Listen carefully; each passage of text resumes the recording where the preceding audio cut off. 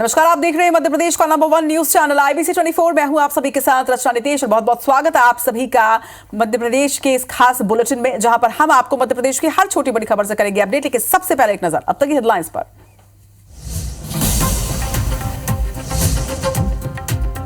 PM Modi आज IOC की 141वीं session का करेंगे उद्घाटन। भारत 40 साल बाद कर रहा इसकी मेजबानी। मुंबई के जियो वर्ल्ड सेंटर में होगा आयोजन। दिल्ली में कांग्रेस का मंथन जारी। आज भी होगी केंद्रीय चुनाव समिति की बैठक। स्क्रीनिंग कमेटी भी करेगी चर्चा। 15 अक्टूबर को आ सकती है MP की पहली लिस्ट। मध्य प्रदेश में लाडली बहना योजना को लेकर सियासत। BSP ने चुनाव आयोग से शिकायत करने की दी चेतावनी। कांग्रेस ने कहा दोबारा सरकार आने पर राशि हो जाएगी बंद।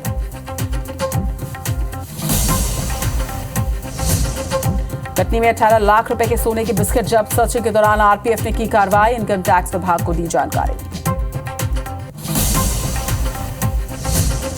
अशोकनगर में आनंद टायर की बिल्डिंग में लगी भीषण आग। हॉस्पिटल तक पहुंची आग की लपटें। 2 मरीजों को निकाला गया सुरक्षित।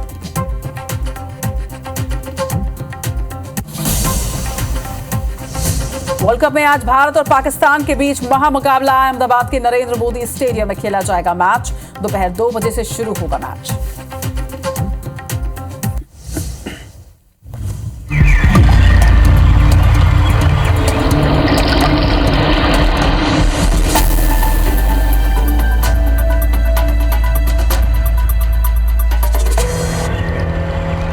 और हेडलाइंस के बाद शुरुआत करते हैं गुड मॉर्निंग मध्य प्रदेश की। और सबसे पहले खबर अशोकनगर की। अशोकनगर बाईपास रोड स्थित आनंद टायर की दुकान में कल देर रात अचानक आग लग गई, जिससे लाखों का सामान जलकर खाक हो गया है। आपको बता दें कि आग की लपटें इतनी भयानक थी कि पास में मौजूद दीपम हॉस्पिटल भी इसकी चपेट में आ गया और थोड़ी ही देर में वहां भी आग फैलती चली गई। गनीमत ये रही कि जिस वक्त ये आग लगी उस वक्त हॉस्पिटल में सिर्फ 2 ही मरीज मौजूद थे, जिन्हें सुरक्षित रेस्क्यू कर लिया गया।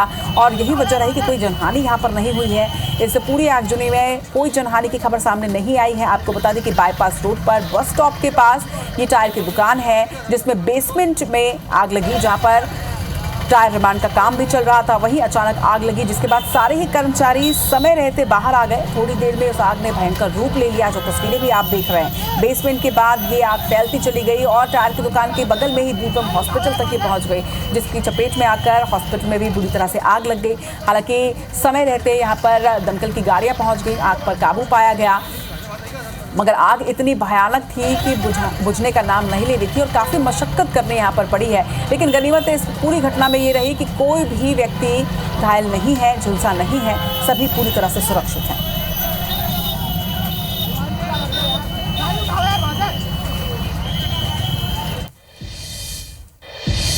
इधर कटनी में RPF ने बड़ा एक्शन लिया है। बता दें कि चेकिंग की जा रही थी और चेकिंग के दौरान कटनी साउथ रेलवे स्टेशन से एक युवक को गिरफ्त में लिया गया है। युवक के पास से सोने की बिस्किट बरामद की गई है और 274 ग्राम बिस्किट इस युवक के पास से RPF ने बरामद किए हैं। वहीं सोने की बिस्किट की अनुमानित कीमत जो आंकी जा रही है वो 18 लाख रुपए के करीब बताई जा रही है। आरोपी युवक पश्चिम बंगाल का रहने वाला है। RPF ने आयकर विभाग को भी इस पूरे मामले की जानकारी दे दी है। वहीं पूछताछ की जा रही है युवक से। युवक ने यह भी बताया कि वो व्यापारी है, सोने का व्यापार करता है। हालांकि उसने कुछ डॉक्यूमेंट्स दिखाए हैं, लेकिन इस वक्त आयकर विभाग उसकी जांच कर रही है।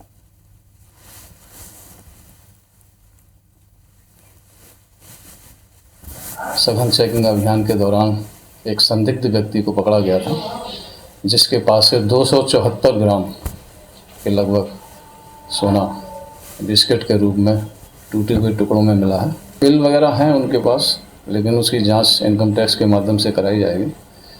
आगे जो भी निकल के आएगा देखेंगे क्या है।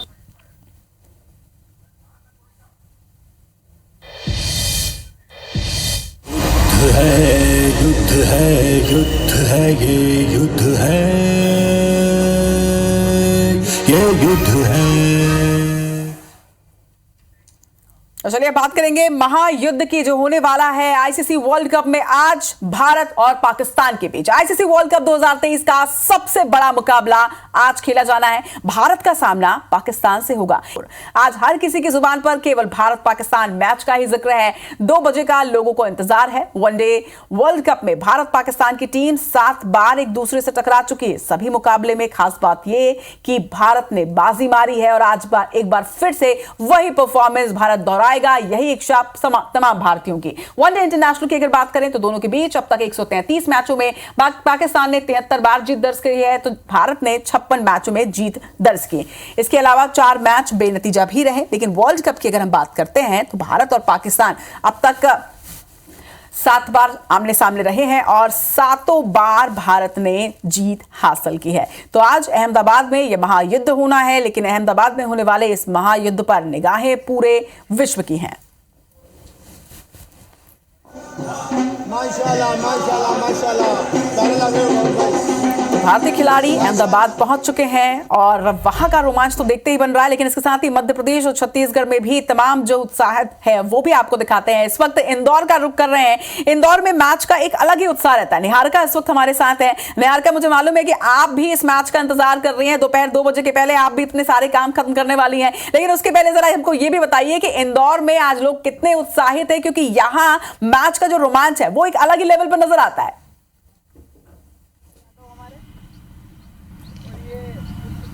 जी बिल्कुल, आप सही कह रहे हैं। मैं खुद इस मैच के लिए काफ़ी बेताब हूँ। आज 2 बजे ये मैच जो है शुरू होने वाला है, 1:30 बजे इसका टॉस होने वाला है और सभी को बस उसी का इंतजार है कि जल्द से जल्द ये जो समय है ये बीत जाए और जो महामुकाबला है वो शुरू हो जाए, क्योंकि ये वो मुकाबला है जिसका सबसे ज़्यादा लोगों को इंतजार रहता है। वर्ल्ड कप के फिनाले से भी ज़्यादा इंतजार आज का ये जो मैच है, India versus Pakistan world cup 2023 इसका रहेगा। और इस वक्त मेरे साथ यहाँ पर इंदौर के नेहरू स्टेडियम के क्रिकेटर्स जो है वो मौजूद है। हम देख सकते हैं सभी लोग भी इसका इंतजार कर रहे हैं। इनसे ही जानते कि इन लोग की क्या प्रतिक्रिया है इसको लेकर, क्योंकि सभी लोग काफी बेताब होते हैं इस मैच को लेकर। आपसे ही शुरू करती हूँ। आज का जो मैच है इसका इंतजार सबको काफी ज्यादा होता है। क्या कहेंगे इस मैच का, आपको कितना इंतजार है और किस तरह से देखते हैं इस मैच को? असल में क्या है, पाकिस्तान के विरुद्ध जब भी मैच होता है मतलब सिर्फ वो मैच नहीं है, इससे इमोशन, क्योंकि पाकिस्तान और इंडिया का हमेशा जब भी मैच हुआ है बहुत सारा क्राउड आता है, बहुत लोग देखते हैं। ना कि सिर्फ इंडिया वाले ही, ऑस्ट्रेलिया, न्यूजीलैंड, श्रीलंका, सबको इस मैच का मतलब इंतज़ार रहता है, क्योंकि पता नहीं क्या है बट इमोशन है। पाकिस्तान के साथ जो भी मैच होते हैं, जो कि जीतते हैं, उसके बाद जो खुशी होती है वो एक अलग लेवल की होती है। भले ही वो फाइनल हो या नॉर्मल मैच हो या कोई एशिया कप का मैच हो, बट जब भी हम लोग जीतते हैं पाकिस्तान के विरुद्ध अलग ही मजा आता है। जैसे कि हम इंदौर में पाकिस्तान के खिलाफ हम जब भी मैच खेलते हैं काफी इंतजार रहता है उसको। क्या कहेंगे इस बारे में, आ गया ये थोड़ा सा, क्या कहेंगे इस बारे में, कितना इंतजार है इस मैच का? बहुत इंतजार है मैच का। क्या देखते हैं, किस तरह से देखते हैं आप इस मैच को, जो आने वाला मैच है आज का, उसमें क्या लगता है, क्या समीकरण बैठ सकते, क्या इंडिया इस बार जीत दर्ज करेगी? जी बिल्कुल, इंडिया जीतेगी। हाई इंटेंसिटी मैच होगा, अच्छा हाई स्कोरिंग मैच होगा, काफी मजा आने वाला है। बिल्कुल मजा आने वाला है। आपसे जानूंगी अभी तक के जितने भी वर्ल्ड कप मैच हुए हैं इस बार के, सभी इंडिया ने जीता है। आज के मैच को किस तरह से देखते हैं? आज का मैच एक ऐसा बहुत इंपॉर्टेंट है। ऐसे as a cricketer, as a batsman, जैसे कि मैं सोचूंगा कि मुझे अपना बेस्ट परफॉर्मेंस देना है और अपनी टीम के लिए 100% देना है, क्योंकि पाकिस्तान के खिलाफ मैच है तो मतलब हर बार हाई इंटेंसिटी मैच रहता है कि हर बार अपना बेस्ट देना पड़ता है, जीतना पड़ता है पाकिस्तान के अगेंस्ट। बिल्कुल। अगर हम आज के प्लेइंग 11 की बात करें, क्या लगता है कौन से प्लेइंग 11 हो सकते हैं? आई थिंक शुभमन गिल आज खेलेंगे, क्योंकि वो अभी दो मैच नहीं खेल पाए थे डेंगू के कारण, बट आई थिंक उनका कमबैक ज़रूरी है और वो बहुत इंपॉर्टेंट भी अपनी टीम के लिए, क्योंकि पिछली 2 बार से ओपनिंग चली भी नहीं उस तरीके से जिस तरीके से शुभमन गिल स्टार्ट देते हैं। तो आई थिंक शुभमन गिल खेलेंगे मैं, और बाकी टीम वही लग रही है मैं। अच्छा निहारिका, शुभमन गिल इस बार खेलने वाले लोग उनको लेके भी काफी एक्साइटेड हैं, क्योंकि डेंगू की वजह से पिछले मैच वो नहीं खेल पाए थे। यहाँ पर इंदौर वासियों से ये भी पूछेगा कि उनका फेवरेट कौन है और किस प्लेयर को खेलते देखने के लिए सबसे ज्यादा एक्साइटमेंट है इनमें?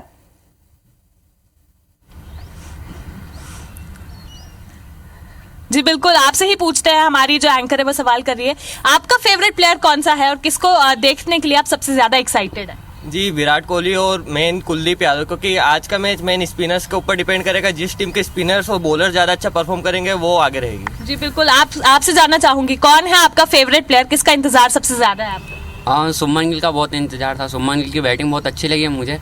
वो हमेशा बड़े स्कोर करते हैं और इंडिया के लिए बहुत एक्स फैक्टर रहेंगे वो आज के मैच में। आप ही बता दीजिए आपका फेवरेट प्लेयर कौन सा है, किसका सबसे ज्यादा इंतजार है? असल में ऐसे तो विराट कोहली है, क्योंकि मीन्स वो सबको पता है कि वो क्या कर सकते हैं और कैसे सिचुएशंस में आके कैसे परफॉर्मेंस करते हैं।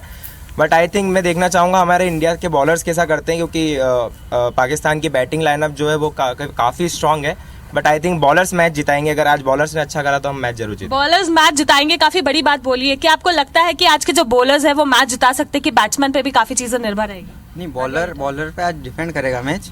जैसे अपना सिराज हो गए, बुमराह हो गए, इन पे ज़्यादा डिपेंड करेगा, क्योंकि आज अपने को जीतना है मैच। बिल्कुल, एज अ क्रिकेटर आप कैसे देखते हैं इस मैच को, क्योंकि काफी महत्वपूर्ण मैच है ये? अब दोनों टीम के लिए अच्छी बात है कि मैच हो रहा है। बाबर आवर भी अच्छी बैटिंग करते हैं, रिजवान। बिल्कुल, तो आप कैसे देखते हैं? आपका फेवरेट प्लेयर कौन है बताइए? हार्दिक पांड्या। आपका फेवरेट प्लेयर कौन है? किसका इंतजार है आपको आज देखने का? रोहित शर्मा का एक बार फिर 100 का इंतजार रहेगा। बहुत अच्छे फॉर्म में अच्छी बैटिंग चल रही है, इंडिया का अच्छा लाइनअप है, बढ़िया मैच तो हम ही जीतेंगे। बिल्कुल, तो रचना जैसे कि हम देख रहे हैं रोहित शर्मा, विराट कोहली, शुभमन गिल के साथ ही बॉलर्स के ऊपर भी काफी सारा मैच जो है वो आज का डिपेंड करता है, क्योंकि आज का जो महामुकाबला है वो इंडिया वर्सेस पाकिस्तान का है। कोई भी मैच जो होता है उसका क्रेज हमेशा होता है, लेकिन आज का ये जो मैच है इसका क्रेज 200% है। किस तरह से है वो हमने आपको इंदौर से भी तस्वीरें दिखाई, लोगों की बातें बताई और ये भी दिखाया कि किस तरह से सभी को बस अब 1:30 बजने का इंतजार है, क्योंकि टॉस अगर एक बार हम जीत जाते हैं तो भी उसका कॉन्फिडेंस अलग होता है, तो मैच की तो बात ही अलग है। बिल्कुल, और शुरुआत ही उन्होंने की कि ये मैच नहीं है, ये इमोशन है, और यही खास बात है। चलिए, तमाम बातचीत के लिए आपका बहुत बहुत शुक्रिया निहार का।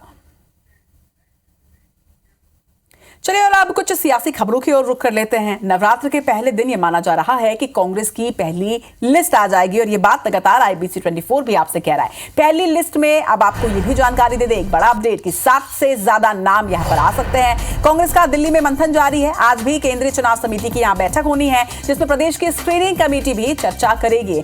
ये माना जा रहा है कि नाम जो है वो लगभग तय है, बस इंतजार है अब नवरात्र के शुरू होने का, और उसके साथ ही जारी हो जाएगी कांग्रेस की पहली लिस्ट। तो मध्य प्रदेश कांग्रेस की पहली लिस्ट में 60 प्रत्याशियों के नाम सामने होंगे, जो लगभग फाइनल हो चुके हैं, बस घोषणा बाकी है। और कल सबसे पहले जब ये लिस्ट आएगी तो IBC 24 सबसे पहले आप तक ये खबर भी पहुंचाएगा।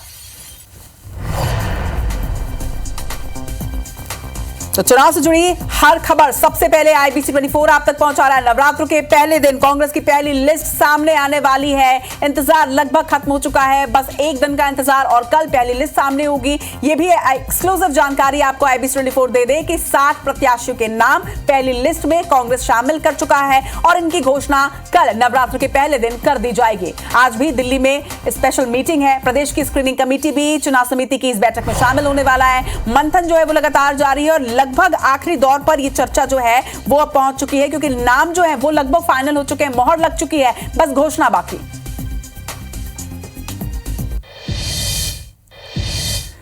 खबर मेहर से आपको बता दें, जहां से विधायक नारायण त्रिपाठी के इस्तीफे से बीजेपी कितनी खफा है, ये इस बयान से आप अंदाजा लगाएंगे। इसका अंदाजा जबलपुर में बीजेपी प्रदेश अध्यक्ष VD शर्मा के बयान से सभी को हो गया। ये बयान क्या है ये भी आपको सुनवाएंगे, लेकिन बता दें कि नारायण त्रिपाठी के इस्तीफे के सवाल पर जब VD शर्मा से यह सवाल पूछा गया तो उन्होंने त्रिपाठी को पहचानने से इनकार कर दिया। उन्होंने कहा कि कौन त्रिपाठी और कैसे नारायण त्रिपाठी। VD शर्मा ने यह कहा कि बीजेपी अपनी व्यवस्था से काम करती है। एक बार फिर मध्य प्रदेश में बीजेपी अपनी सरकार बनाकर ऐसे लोगों को करारा जवाब देगी। इस दौरान उन्होंने कांग्रेस महासचिव प्रियंका गांधी पर भी जमकर हमला बोला। वही VD शर्मा जबलपुर के संभागीय भाजपा कार्यालय पहुंचे थे, जहां उन्होंने पार्टी पदाधिकारियों के साथ बैठक की और सवाल के जवाब भी दिए।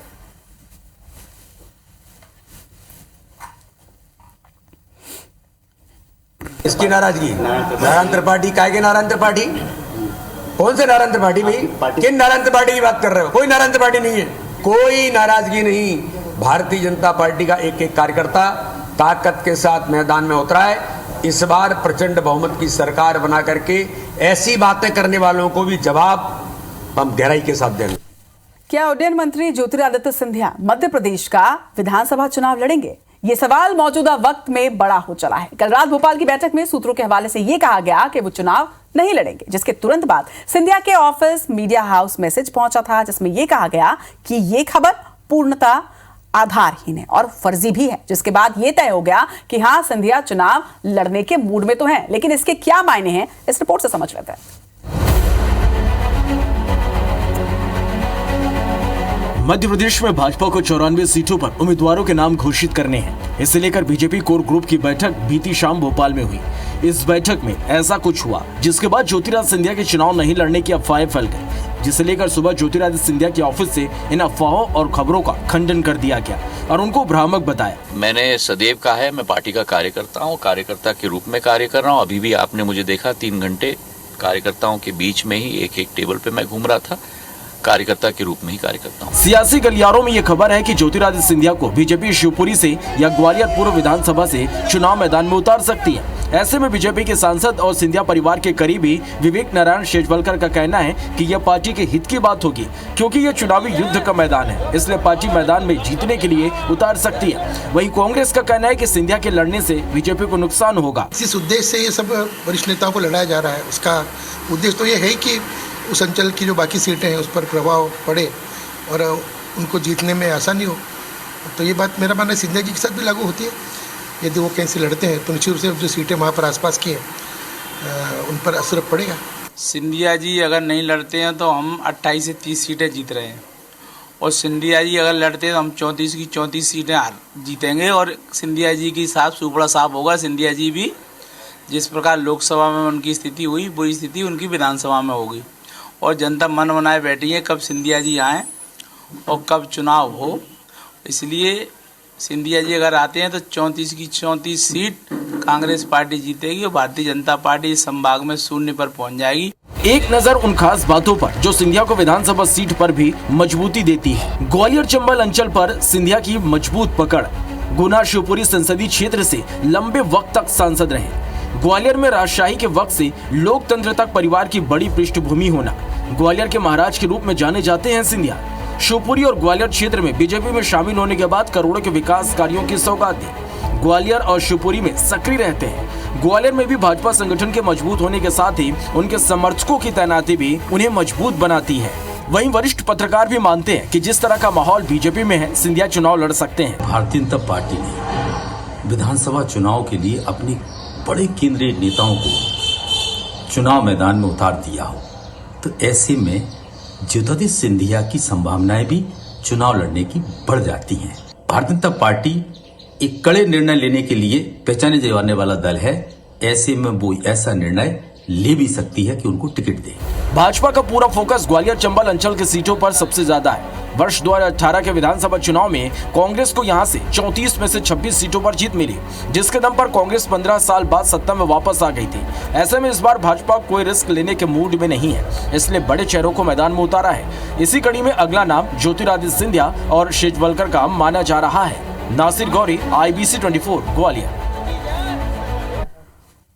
मध्य प्रदेश में राज्य सरकार की शुरू की गई लाडली बहना योजना को लेकर अब सियासत शुरू हो गई है। दरअसल बीएसपी ने योजना पर सवाल उठाए हैं और महिला वोटर्स पर प्रलोभन का आरोप लगाते हुए बीएसपी ने लाडली बहना योजना बंद करने की मांग की। इसके साथ ही मामले को लेकर निर्वाचन आयोग से शिकायत करने की चेतावनी दी गई है। वहीं कांग्रेस का कहना है कि योजना बंद नहीं की जानी चाहिए, लेकिन जनता को इस चुनावी योजना के बारे में बताना चाहिए कि अगर ये सरकार दोबारा सत्ता में आती है तो राशि आवंटन बंद हो जाएगा। जिसके जवाब में बीजेपी का कहना है कि हम पूरी योजनाएं नियम और प्रक्रिया के अधीन लेकर आए हैं। बीएसपी को जहां जाना है वो जा सकते हैं। नहीं, बीएसपी चुनाव आयोग को शिकायत करेगी। ये तो इनडायरेक्ट में प्रलोभन है, वोट को खरीदने के लिए महिलाओं को प्रलोभन है, तो हम इसकी शिकायत चुनाव आयोग को करेंगे कि इसको तत्काल बंद किया जाए। देखिए, हमारी जो भी जन कल्याण की योजनाएं हैं नियम प्रक्रिया के तहत हैं, और हम सदैव से ही 18 सालों से हम जन कल्याण की अनेक योजनाएं लेके आ रहे हैं और जनता इसको अच्छा मानती है। जनता के हित के लिए ये काम है। ग्वालियर में 5 दिन पहले बनहरी गांव के सरपंच विक्रम रावत की बेरहमी से हत्या करने वाले 2 शूटर सहित पुलिस ने 4 बदमाशों को गिरफ्तार कर लिया है। सीसीटीवी फुटेज में गोली मारते हुए नजर आ रहे अतेंद्र रावत, बंटी रावत सहित 4 बदमाशों को पुलिस ने तिघरा से गिरफ्तार कर लिया है। इनके पास से 3 कट्टे 20 कारतूस भी बरामद किए गए। हत्या के बाद ये मुरैना, जयपुर और खाटू श्याम पहुंचे और वहां से लौटकर 4 दिन से ये तिघरा में छुपे हुए थे।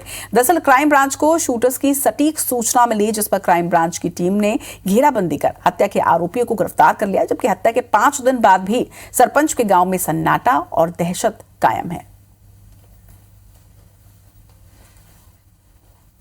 थाना पड़ाव के अंदर कांति नगर में एक वकील साहब के घर के सामने एक नशस्त हत्याकांड हुआ था, जिसमें 4 आरोपी हैं, उनको पकड़ने में सफलता मिली है। मृतक है, ये काफ़ी ज़्यादा कोशिश कर रहा था कि किसी की जमानत ना हो, जिससे ये नाराज़ थे। और इस मामले में जो आपस में इनके विवाद चले, पुराना एक मर्डर भी चला है, उसको लेकर इनमें काफ़ी ज़्यादा रंज था। घटना में संलिप्त अन्य लोग हैं, उनके बारे में भी साक्ष्य ले रहे हैं, उन पर भी कार्रवाई करेंगे।